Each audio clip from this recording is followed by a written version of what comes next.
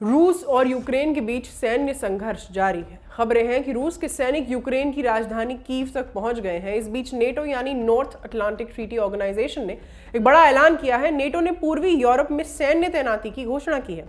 NATO का कहना है कि इस सैन्य तैनाती के जरिए हर स्तर पर रूस का मुकाबला किया जाएगा। इस संबंध में नेटो चीफ जेंस स्टोल्टनबर्ग ने जानकारी दी।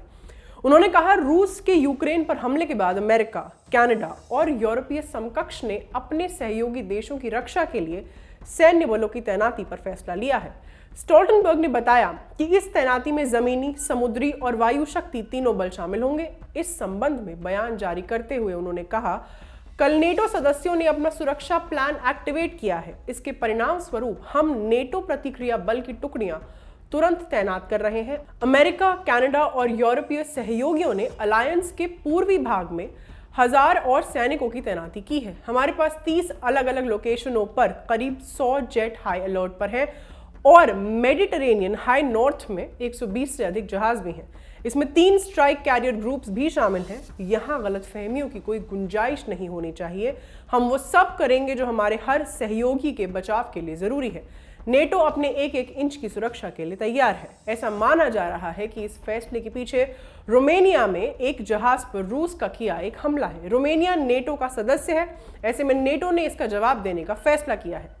जेंस स्टोल्टनबर्ग ने कहा, रूस का उद्देश्य यूक्रेन पर समाप्त नहीं होगा। यूक्रेन पर रूस का हमला यूक्रेन पर हमले से कहीं ज्यादा है।